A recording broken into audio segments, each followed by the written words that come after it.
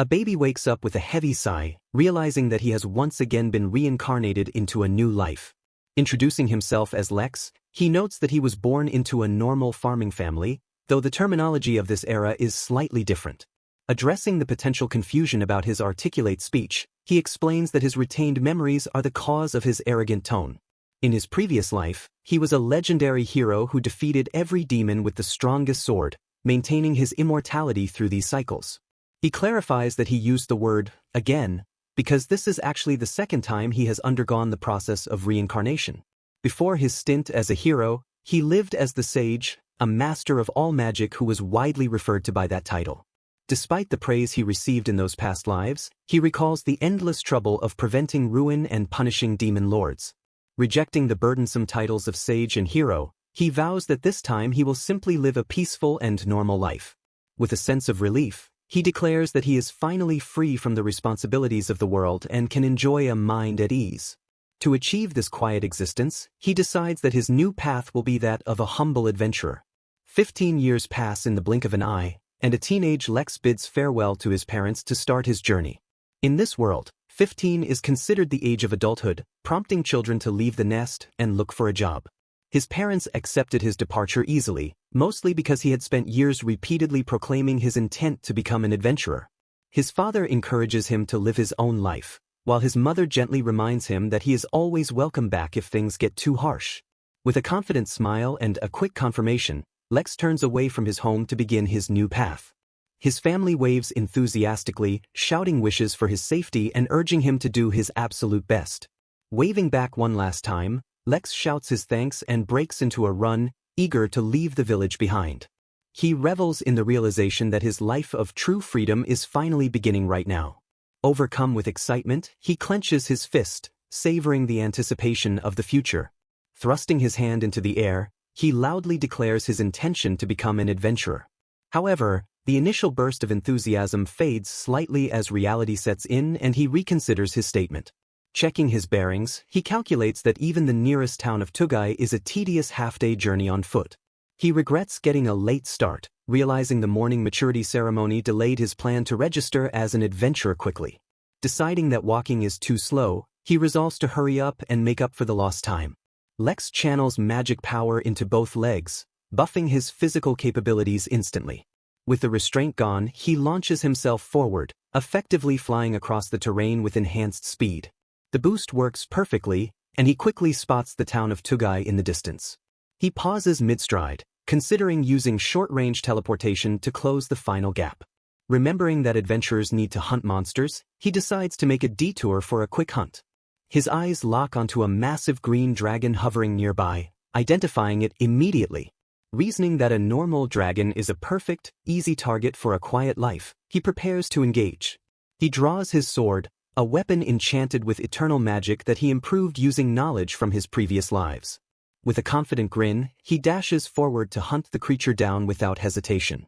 Casting haste to further boost his speed, he blurs into motion toward the beast. He screams a challenge, preparing to storm the enemy and end the fight in a single strike. Suddenly, he notices something off about the situation and stops short with a look of confusion. He realizes the green dragon isn't looking at him, but is focused on something else entirely. Deciding it doesn't matter, he ignores the dragon's roar and continues his assault. The dragon's massive head looms into view, its expression tense as Lex closes the distance. In a flash of steel, Lex slices through the beast effortlessly, already looking for his next target. Lex cheerfully demonstrates his self-made magic handbag while harvesting the dragon's remains. He explains that the bag's interior space has been magically expanded, allowing items of any size to fit perfectly inside. The boy continues to pack the massive dragon parts into the small opening of his enchanted pouch. With a satisfied look, he announces that the harvesting process is finally finished. Realizing the time, Lex decides he must leave immediately before the sun sets and darkness falls over the area. He sprints away with high spirits, eager to reach the town and register as an adventurer. During his dash, he suddenly pauses as if he heard someone calling out to him. Dismissing the noise as unimportant, he chooses to ignore it and continue his journey. The story shifts to a knight reflecting on a dire problem that occurred just moments ago. He recalls the terrifying attack by a green dragon that no standard army could ever hope to defeat. To the knight, describing the monster as merely a strong enemy doesn't begin to capture its true horror. In the heat of the ambush, he ordered his men to use the horses as bait to buy them a chance to escape. While losing the horses was a painful sacrifice, he insisted it was the only way to save their lives. Sir Leo stayed behind to risk his life, refusing to let his loyal companion Valhan die alone. Just as despair took hold, a sudden shout rang out from the sky above the massive dragon. Sir Leo looked up in disbelief as he realized his sudden savior was actually just a young boy. The boy landed in front of them with a confident smile, seemingly excited by the encounter. Before the knight could even comprehend the situation, the terrifying battle was already finished. Right before his eyes, the teenager pulled out a small bag and absorbed the dragon's entire giant body into it. Stunned by the extraordinary display, the knight could only conclude that the pouch was some kind of magic item. However, he quickly doubted himself, knowing it was nearly impossible for a teenager to possess such a rare treasure. As the boy blurred away into the distance, Sir Leo reached out and shouted for him to wait. He marveled at how the dragon that made them tremble with fear had vanished in the blink of an eye. The knight remained in shock that the massive beast had been sliced in two in less than a second. Suddenly coming to his senses, Leo cries out in a panic, worried about the condition of the princess. A subordinate knight quickly reassures Sir Leo that the princess is safe, though she has currently lost consciousness. Relief washes over Sir Leo as he praises his team for their excellent work during the crisis. He admits that the intense struggle with the dragon pushed his aging body to its absolute limit. Looking at his horse, Leo acknowledges their survival while admitting he has no idea what just happened. As they prepare to move on, Sir Leo can't help but wonder about the true identity of that mysterious teenage boy. Lex finally sets foot in Tugai town, confidently telling himself that there is still plenty of time to register as an adventurer today. He steps into the bustling heart of the city, taking in the lively sights and sounds of the local population. Weaving through the marketplace chatter, the boy searches for the Adventurers Guild among the various stalls and buildings. His eyes light up when he spots a prominent sign featuring a winged shield, the unmistakable symbol of the guild. Lex pauses at the entrance, leaning around the heavy doorframe to peek inside the establishment. Stepping into the hall, he confirms to himself that this busy room filled with rough characters must be the place. He stares in awe at the rows of tables, realizing with a start that every single person in the room is an actual adventurer. His heart races with anticipation as he glances around the room, amazed by the sheer number of professional warriors gathered together. Shaking off his distractions, he reminds himself to focus on his main purpose and heads straight for the reception desk. He finds a massive queue of people and joins the end, wondering if this long line is the correct place to wait. A large man behind him suddenly asks if it is his first time lining up at this hour, making Lex jump in surprise. Lex nervously confirms that it is indeed his first day, prompting the man to chuckle at his obvious status as a newbie. He explains that he left his village immediately after his maturity ceremony without any luggage, confirming the man's suspicion that he is there to sign up. The stranger realizes Lex is a new recruit and explains that the others are just here to report finished missions for the day. Making casual conversation, the man introduces himself as a resident of Zenge village before asking Lex where he hails from. When Lex names his home, the man looks skeptical and points out that one must cross a massive mountain to reach this town from the west. Lex nonchalantly mentions he used a shortcut through the peaks, leaving the man stunned by the boy's reckless excitement to reach the guild. Noticing the queue has moved forward, the man says his farewells and points out that the reception area is finally clear. A voice from the counter calls for the next person to come forward, signaling that it is finally Lex's turn. Alma, the guild's friendly receptionist, welcomes him with a warm smile and asks if he is there to register as an adventurer. Overflowing with determination, Lex clenches his fist and gives an enthusiastic shout of agreement. Alma giggles and admits she heard his excited chatting with Garand, which leaves the young boy blushing in embarrassment. She pulls out a form and asks if he can read and write, offering to help him fill it out if necessary. Lex smugly reminds himself of his past life as a sage as he prepares to fill in his personal information. He quickly scratches his details onto the paper and hands it back to the receptionist with a confident grin. Alma reviews the document and praises his surprisingly beautiful handwriting, much to Lex's quiet satisfaction. She mentions that the guild is always recruiting people with such nice penmanship, hinting at a potential office role. Lex immediately rejects the idea of desk work, insisting that he only wants to be signed up as an active adventurer. Elma smiles at his passion and explains that he will be arranged for a reality skill test as the next part of the process. She clarifies that the test involves actual combat to ensure he has what it takes to survive in the field. A heavily armored man nearby turns around, projecting an aura of immense strength as he watches the newcomer. The man approaches the counter and asks Elma if he can personally take charge of the young man's combat test. Elma is visibly shocked by the request, revealing to Lex that the man is actually a high-level A-rank adventurer named Org. Org smiles broadly and explains that he wants to personally instruct a promising rookie who shows such zeal. He leans in close to Elma and begins to whisper a secret reason for his sudden interest in the boy. After hearing his words, Elma relents and realizes there is no other way but to let the veteran have his way. She apologizes to Lex and informs him that his test will be administered by Org instead of the guild staff. Elma suggests that the advice of a rank A adventurer might be more useful than anything a retired staff member could offer. Lex bows politely to his new examiner while Org laughs heartily at the boy's respectful attitude. A sudden realization hits Lex, and he panics as he remembers he still needs to sell his materials before the guild closes. Org grunts in curiosity, asking the young boy if he is there because he wants to sell something to the guild. Lex admits that he is currently impoverished and needs to sell his hunted materials to pay for room and food. Laughing heartily at the boy's situation, Org tells him to have the items appraised while he prepares the combat trial. Lex feels immense relief at how understanding Org is, thanking the veteran profusely for his kind assistance. Approaching the reception area, the boy politely asks to be excused as he prepares his haul for inspection. He requests that the staff fix a price for his items while pulling a massive object from his small pouch. The crowd gasps in confusion and shock as the giant head of a monster begins to emerge from the bag. Realizing the item is too bulky for the counter, Lex decides to place the rest of the body on the floor. The boy casually presents the carcass of a green dragon, asking the guild to purchase the entire beast. Declaring he is ready for his test, Lex apologizes for the wait while the onlookers stare in absolute silence. Org freezes in place with a sweat drop, holding up a hand to stop the boy before things go any further. The veteran asks in disbelief if Lex really hunted that massive creature on his way to the town. Lex explains that he simply hit the dragon's blind spot and cut off its head with a single blow. Murmurs fill the hall as people confirm it is a genuine green dragon with wings that are still growing. Lowering his voice, Lex asks Org if they can please hurry up and proceed with the reality skill test. Org suddenly shouts at the top of his lungs that Lex passes, ending the registration process immediately. Confused by the abrupt decision, Lex asks why they aren't fighting and if it is okay to pass like this. Org declares the test unnecessary for someone who soloed a dragon, welcoming him as a fellow adventurer. Lex turns to Elma for confirmation, and she agrees that the examiner's word is final in this matter.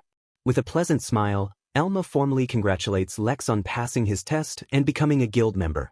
Overcome with excitement, Lex pumps his fist into the air and lets out a victorious shout of joy. He celebrates his new life, vowing to live to the fullest now that he is officially an adventurer. Elma presents the boy with his official registration card, which clearly displays his starting rank of F. She explains the procedure for missions, noting that he must show this card whenever he accepts or reports work. Continuing her lecture, she informs him that all adventurers start at the bottom and must earn their way up. Lex holds his card up to the light, swearing to do his best to increase his rank quickly. He pauses when he hears Elma murmur that someone as strong as him likely doesn't need to work hard. Shifting the conversation back to business, Elma brings up the matter of the dragon Lex wants to sell. The receptionist looks hesitant as she reveals that purchasing this specific dragon is a difficult task for the guild. Lex is horrified when she bluntly states that they cannot purchase the carcass from him at this time. The boy panics, wondering if the market value has crashed due to an oversupply of green dragons recently. Org interjects with a frown, asking Elma to explain why they would refuse to buy such a high-quality monster. Elma remains quiet for a moment, her profile looking serious as she gathers her thoughts to respond. She finally admits that the body of this green dragon is simply way too beautiful for a normal purchase. A chorus of confused reactions fills the room as no one understands what she means by her strange comment. Org scolds Elma for being overdramatic, telling her to just explain the situation clearly to everyone present. Elma addresses the crowd, noting that seasoned adventurers know dragon expeditions are usually violent and messy. She explains that because dragons are powerful, materials are almost always damaged during the desperate struggle to survive. The receptionist maintains a somber look, emphasizing the unusual nature of the pristine carcass before her. She concludes that intact parts are extremely rare and valuable, making this perfect specimen a treasure beyond measure. One of the adventurers points out the bloody cross-section of the neck, marveling at how neat the slice is and how shiny the gills remain. Alma looks at Lex with a serious expression, declaring that because of its condition, this entire dragon will be processed into a legendary treasure. She notes that this specific dragon is an exceptional case, even considering the general rule that dragons rarely have useless body parts. However, she breaks the bad news that the guild's current budget is simply not enough to purchase such a high-value material directly. Staring intensely at Lex, she suggests that he entrust the dragon to the guild so they can bring it to the capital and sell it at an auction. Lex reacts with shock and dismay, realizing that this delay will put him in serious financial trouble right now. Alma raises her voice to insist that he must auction it, promising that he will be paid far more handsomely than if he sold it quickly. Lex turns pale and gasps, confessing that he is completely broke and without money he will have nowhere to sleep or eat tonight. The surrounding adventurers scream at him with tears in their eyes, begging him not to throw away a lifetime of luxury for quick cash. Org suddenly steps in and drops a handful of coins into Lex's palm, telling him to go to the auction while he covers tonight's rent and dinner. Lex stammers his thanks, asking if it is really okay to accept this money, but Org dismisses it as no big deal. Wanting to show his gratitude immediately, Lex reaches into his bag and offers a small item to the veteran. He apologizes for the modest nature of the gift, explaining that it is just a humble dragon gill he harvested. Org stares at the item in stunned silence, his mind struggling to process the reality of being handed such a treasure. Suddenly, Org grabs Lex by the shoulders and screams in excitement, asking if he can really keep it before decisively shouting that he will take it. Bursting with joy, Org laughs loudly and tells Lex that dinner is on him, urging the boy to order whatever he wants to eat. The rest of the guild erupts in cheers, celebrating the fact that Org is paying and joking that they will make him go bankrupt. Org snaps back at the crowd with a sweat drop, clarifying that he only promised to pay for Lex's dinner, not theirs. Later that night, the group feasts at a nearby pub, eating until Lex is so full he cannot stuff another bite into his stomach. Lex flops onto his bed with a heavy thump, smiling as he thinks about how energetic and fun true adventurers really are. Clenching his fist, he stares at the ceiling and realizes that his new life as an adventurer truly begins tomorrow. Morning sunlight bathes the rooftops of Tugai Town as birds soar overhead, marking the start of a brand new day. Lex stands in the street with a beaming smile, thrilled that his life as an adventurer is finally beginning right now. He scans the bustling guild hall, looking around to locate the mission board amidst the crowd. His view is completely blocked by the mass of armored bodies, making it impossible to see the posted requests.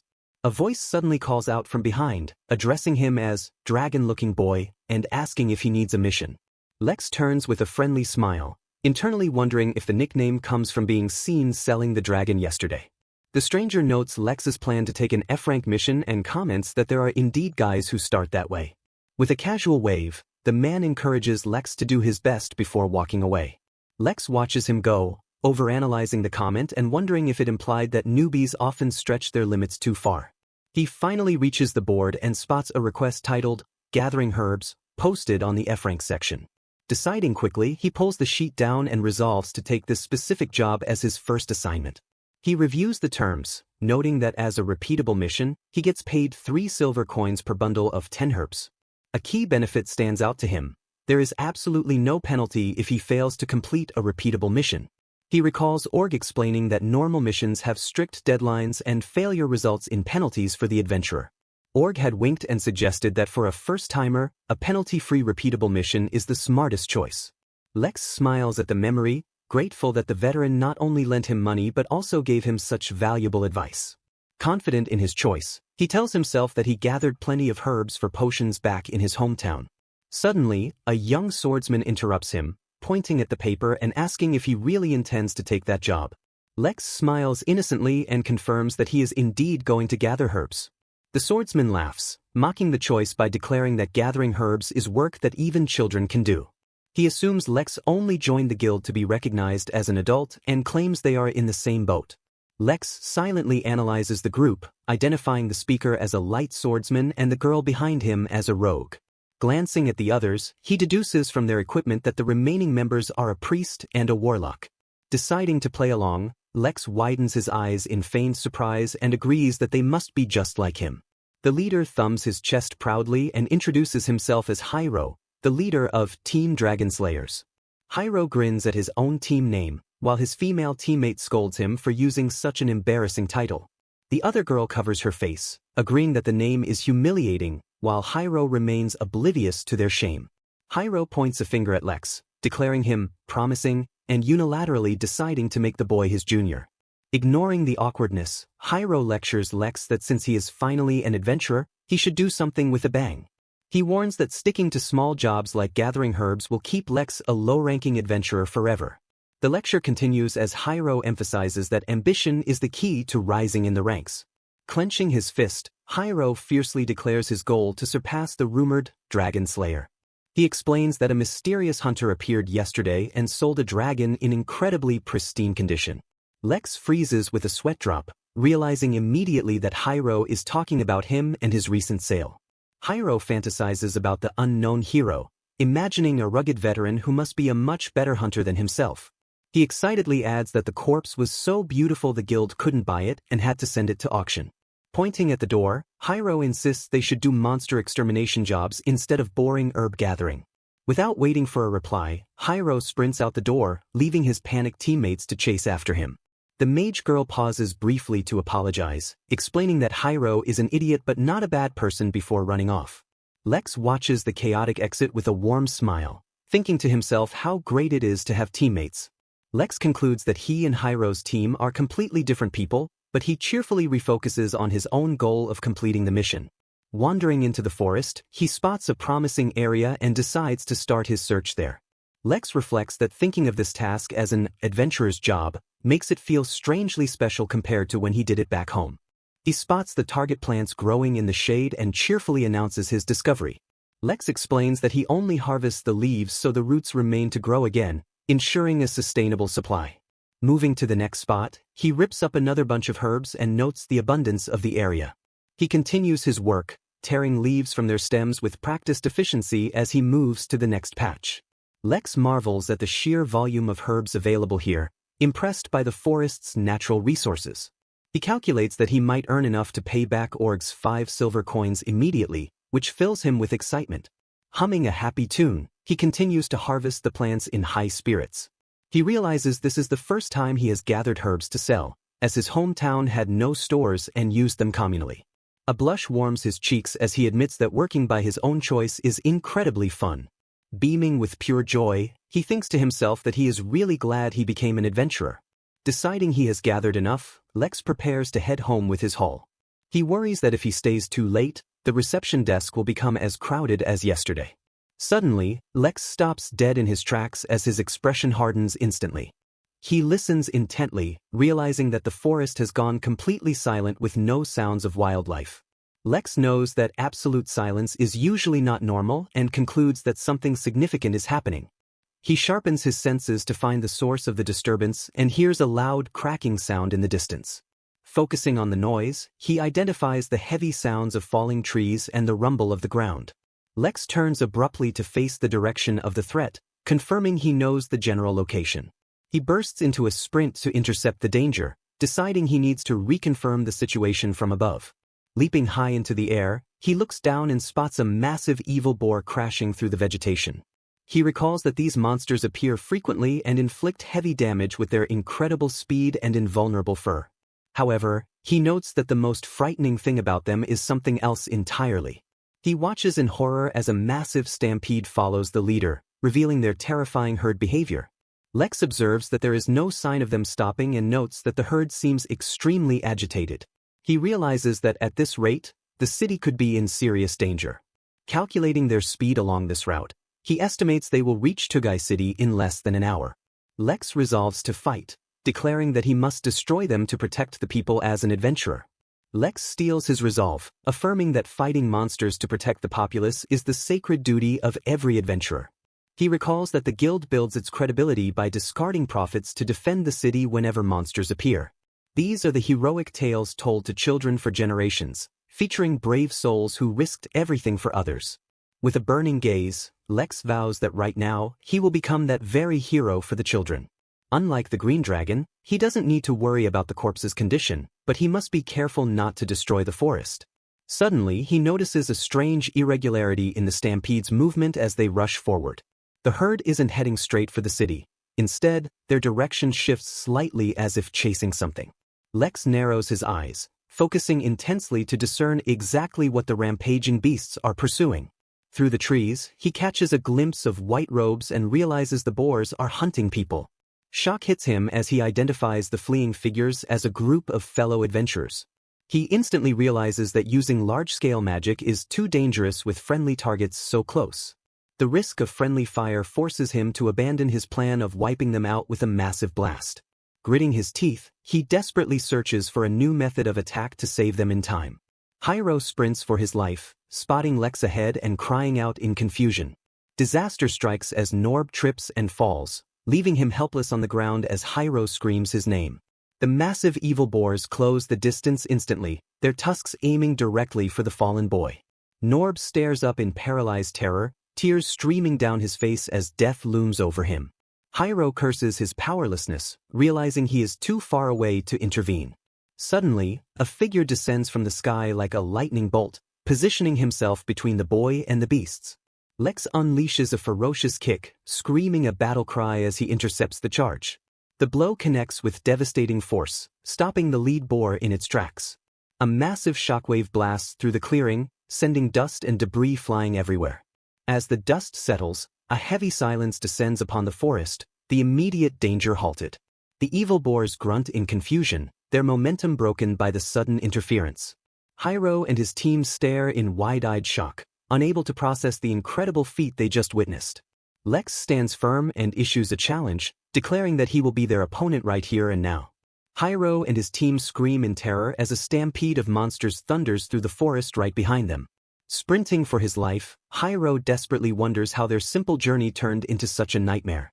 Meanwhile, the party's mage lashes out at Hyro, blaming his reckless decision to push deeper into the dangerous woods. Ignoring the blame, Hyro snaps back in frustration and yells that no one could have predicted encountering these beasts.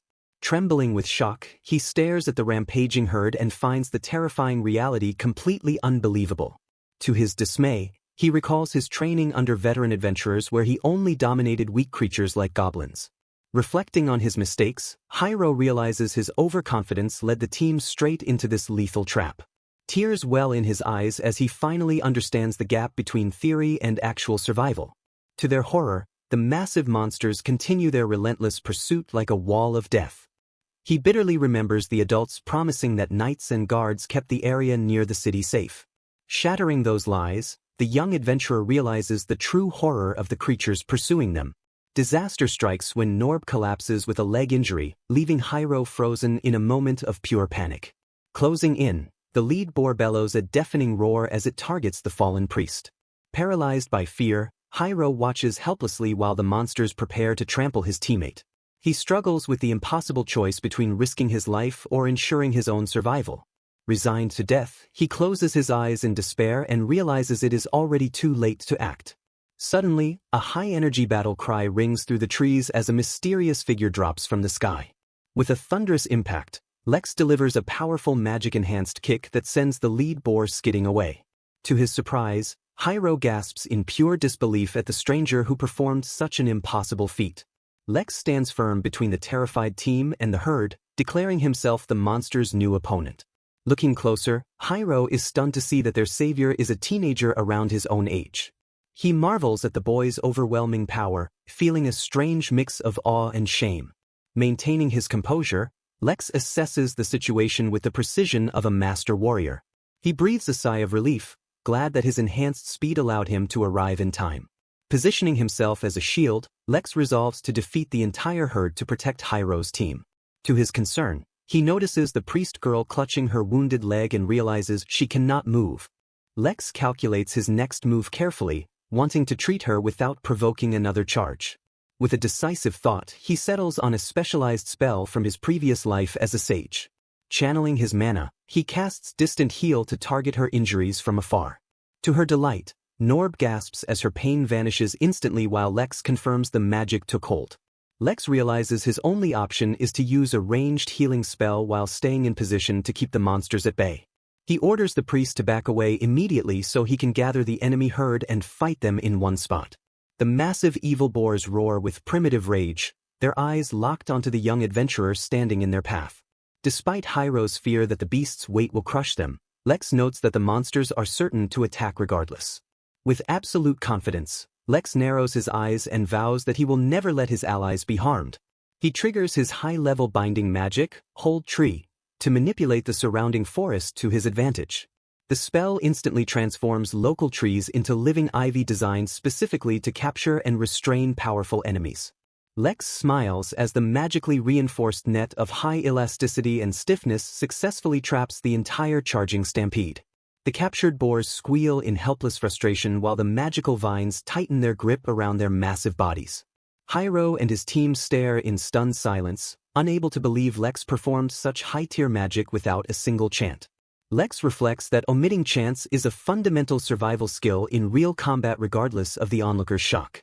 Relying on the deep well of memories from his 2 previous lives, he maintains a perfectly calm and focused battle state. As an experienced former hero, he prepares to wisely eliminate the remaining monster threat with maximum efficiency. Lex draws his blade with a sharp motion and declares that the final moment of this encounter has arrived. He raises his sword toward the heavens as violent bolts of electricity begin to spiral down from the clouds. A massive pillar of pure electrical energy strikes his weapon with a deafening roar and blinding light. He expertly channels the raw electricity from the atmosphere to form a gargantuan sword of crackling lightning. Harnessing the terrifying power of the heavens, he prepares to swing the great magic sword for a decisive blow. Lex screams a final challenge to the trapped evil boars as he prepares to unleash the full weight of his power. He slams the electrical blade down while shouting the name of his ultimate skill, Lightning Slam. This shapeless blade technique kills the monsters instantly by boiling their blood without damaging their valuable skin. Lex exhales a heavy sigh of relief as the electrical storm dissipates and the entire clearing falls silent. He recalls his past master scolding him for performing this specific technique with such a smug expression. After confirming all the boars are dead, he asks the group if they are all right while noting the skins are pristine. Lex falsely claims his magic power is completely drained to hide his true godlike strength from the ordinary adventurers. He warns the group that the forest remains dangerous and they must return to the city immediately for their safety. Approaching the mage girl, he tells her to excuse him as he initiates a mana transfer to help her recover. He explains that he is sharing a portion of his mana so she can use magic to protect them on their journey. The mage girl gasps at the overwhelming surge of power while Lex cheerfully prepares to collect the carcasses. Lex asks Hiro what is wrong with a confused smile as he casually begins harvesting the mountain of monster remains. Bowing deeply, Hiro expresses his profound gratitude to the mysterious youth for saving their lives from the monster stampede. Lex waves off the thanks with a smile, explaining that adventurers helping one another is simply the common standard. Still in awe of the boy's power, Hiro looks up and respectfully asks for his savior's name. Realizing he has been recognized without actually introducing himself, Lex prepares to finally share his identity. Introducing himself as Lex, he extends a hand in friendship and expresses his hope that they might cooperate on future missions. Hiro stares at the offered hand in a daze, barely able to process the humble attitude of such a powerful warrior. Seeing the intense look on the leader's face, Lex asks Hiro what is wrong with an air of genuine concern. Without warning, Hiro throws his head back and screams at the top of his lungs, addressing Lex as his new big brother. He reflects on his own arrogance, admitting that defeating weak goblins made him forget how much he still has to learn. Lex stammers in confusion as Hiro lectures him on the true temperament of a man while praising his heroic intervention. Overcome with admiration, Hiro grabs Lex's shoulders and declares he has completely fallen in love with his overwhelming power. The leader drops to the ground in a formal bow, desperately begging the young hero to take him on as an apprentice. Lex stands frozen with wide eyes, completely baffled by how quickly the conversation turned into such an awkward situation. Though he internally screams that he has no need for a student, Lex realizes he has officially gained his first apprentice. Alma smiles professionally and informs Lex that his mission is complete, casually adding that he has been promoted directly to D rank. Lex freezes in place with a blank expression, his mind completely failing to process the sudden and absurd news. Recovering his voice, He demands to know how he jumped from F to D when he only completed a simple herb-gathering mission. His thoughts race as he calculates the impossibility of ranking up twice from his very first job, realizing it makes absolutely no sense. Before he can get an answer, a loud voice interrupts him as Hiro appears, looking ecstatic to see his big brother. Hiro beams with admiration, shouting that he expected nothing less from Lex than to reach D rank in record time. Suddenly, Hiro's teammate grabs him by the collar and drags him away, scolding him for bothering others when they have work to do. Hiro cries out comically as he is hauled off like a naughty pet, waving a desperate goodbye to his idol. With the distraction gone, Elma clears her throat and attempts to return the conversation to the official explanation. She explains that normally, an adventurer must complete numerous requests to prove their reliability and build trust over time. However, she notes that there is a special exception known as emergency quests for high-threat situations. The stampede of evil boars near the town was classified as one such emergency, and defeating them saved the town from disaster. Elma reveals that the guild master personally reviewed the case and authorized the promotion due to Lex's pivotal role. Lex sighs in resignation, realizing that his plan for a low-profile life has failed because his strength was too obvious. He comforts himself by thinking that D rank will actually give him more freedom and access to a wider variety of quests. Shifting gears, Lex asks to settle the payment for his materials and places his backpack on the counter. Elma assumes he is referring to the herbs from his official mission and prepares a tray for the harvest. Lex dumps a massive mountain of plants onto the counter, the sheer volume overflowing the available space. Elma picks up a leaf and inspects it closely, her eyes widening as she realizes these are not common weeds. She stammers in confusion, asking if these are actually magic herbs instead of the standard medicinal variety. Lex casually confirms they are high-grade ingredients used for making high potions, acting as if it is totally normal. Elma lets out a shocked scream that echoes through the hall, unable to believe a rookie brought in such treasure. Lex explains that he ventured deeper into the forest than most people go, finding the herbs in monster-infested areas. Elma stares in disbelief, noting that such rare materials are usually only found in dangerous dungeons. She quickly pulls out an abacus and begins calculating the total value, her hands trembling as the numbers climb. She presents the final payout, which is a small fortune that far exceeds the reward for a normal mission. Lex grins with relief, thrilled to have enough money to pay back his debt and secure his living expenses. Feeling confident, he brings up the evil boars he hunted earlier and asks to sell those materials as well. Elma's expression immediately stiffens, returning to the awkward and apologetic look she had with the dragon. She apologizes and states that the guild cannot purchase all of the boars due to a specific problem. Lex groans, again, and drops his head, frustrated that he is facing the exact same storage issue as yesterday. He tries to argue that they are just normal monsters, unlike the dragon, so there should be no issue. Elma sighs and explains that the issue is not the species, but the impossibly perfect condition of the bodies. Lex explains that he used ice magic to freeze the wounds immediately after the kill to prevent germs from entering. Elma stares at him blankly, stunned by his casual use of advanced preservation magic on simple game. She reiterates that their budgets simply cannot cover the cost of purchasing so many pristine specimens at once. She proposes a plan where the guild buys one boar and a local lord buys another to help with the cash flow. The rest of the carcasses will have to be sent to the capital for auction, meaning a delay in payment. Lex complains about the trouble but realizes the herb money is enough to keep him going for now. Resigning himself to the situation, Lex agrees to the terms and prepares to accept the partial payment. Lex points to the materials on the counter and asks Elma how much he can expect to receive for them. Elma smiles professionally and announces that the guild will purchase the entire evil boar for 1,000 gold coins. Lex freezes in absolute shock, his eyes widening as his brain struggles to comprehend the massive sum. Elma explains that they cannot pay immediately, so they will give him 100 gold coins now and the remaining 900 in a passbook. Lex stares into space with a dizzy expression, his mind completely short-circuiting from the unexpected wealth. He screams internally, unable to process that a single hunt has yielded a staggering 1,000 gold coins. Desperately trying to ground himself, he mentally converts the gold into copper coins and realizes it equals roughly 33,000 herb bundles. He trembles with disbelief, wondering if the guild has made some kind of terrible calculation mistake. Elma clarifies that taking down monsters with large-scale magic without damaging the materials is an incredibly difficult feat. She emphasizes that the price is directly determined by how beautifully the fur and skin have been preserved. Lex stammers in understanding, finally realizing that an evil boar with fully intact fur is considered a luxury item. Elma adds that the feudal lord's messenger has already approached them with an offer to buy the specimen.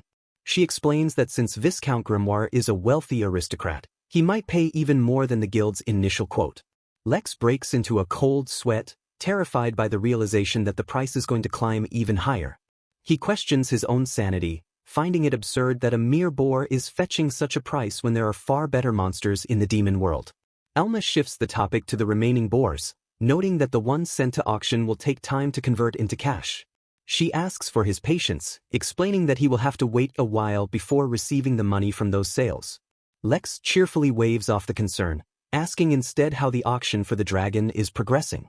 Elma confirms that the dragon was shipped to the capital and will be auctioned in 3 days, though the noble bidding wars may have already begun. She clenches her fists with excitement, assuring him that the dragon will definitely sell for a much higher price than the boar. Lex laughs nervously while wondering just how much of a fortune he is about to amass from that sale. Elma suddenly stops shuffling papers, realizing she forgot to tell him something extremely important. She informs Lex that Viscount Grimoire has formally invited him to dinner, but Lex immediately refuses the offer. Elma automatically accepts the refusal with a polite nod, only to freeze as the weight of his words finally hits her. She explodes in shock, demanding to know why he would turn down a tremendous honor from a feudal lord. Warning him that he is missing a huge opportunity, she argues that the lord might even promote him to a knight. Lex flatly rejects the idea, stating he has absolutely no desire for titles or knighthood. He smiles brightly and declares that he just wants to live a simple, peaceful life. Ignoring Elma's flustered reaction, Lex waves goodbye and excuses himself from the counter. He excitedly plans a feast to celebrate paying off his debt, completely ignoring Elma calling his name. The scene shifts to a grand mansion under the night sky, where the lights burn bright in the windows. Inside, a group of nobles gathers to discuss a fascinating rumor that has been circulating recently. Sir Argyle confirms they are talking about the dragon that has been put up for sale in the upcoming auction.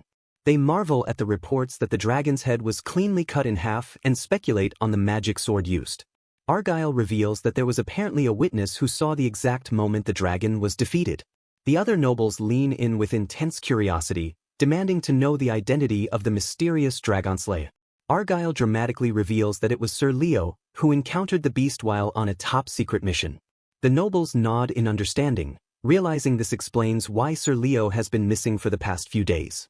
One noble presses further, asking Argyle to divulge the details of Sir Leo's secret mission.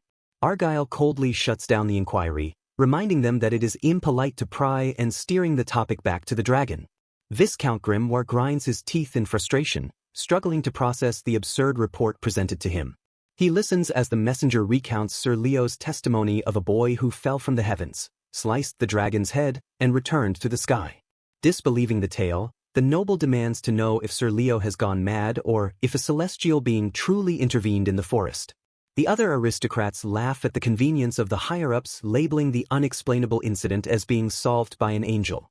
A tense silence fills the ornate room as the three nobles exchange suspicious glances, each forming their own secret deductions. The lead noble ponders the weapon and the mysterious boy, suspecting that Sir Leo's top-secret mission holds a much deeper truth. They collectively decide that despite the mystery, their current priority must remain winning the dragon's carcass at the capital's auction. While he considers cooperating with his peers to secure the prize, a messenger suddenly bursts through the doors with a frantic shout. The gathering is interrupted by news that a group of evil boars has been unexpectedly added to the upcoming auction roster. Stunned by the announcement, the nobles demand to know why common monsters are being featured alongside the legendary dragon. Though a few boars shouldn't compare to a dragon's value, the messenger insists that everyone's priorities might be about to shift. He reveals that the boars arrived in such flawless condition that their pelts can be transformed into massive, high-grade rugs. The aristocrats imagine a rug of that scale adorning a royal hall, realizing it would look as magnificent as anything in the palace. The messenger drops another bombshell, revealing that 3 separate boars in this perfect state are going up for auction at once. A chaotic scream of shock erupts from the noble council as they reel from the news of such unprecedented and valuable materials. The messenger adds that materials of this quality are rarely seen even once in a decade, yet they are arriving in rapid succession. He delivers the final shock by revealing that the same mysterious adventurer from Tugai Town is responsible for every single item. Viscount Grimoire recoils in disbelief, his mind racing as he tries to fathom the power of the person selling these treasures. He stares wide-eyed at the messenger, desperately questioning what could possibly be happening in that small town to cause such a stir.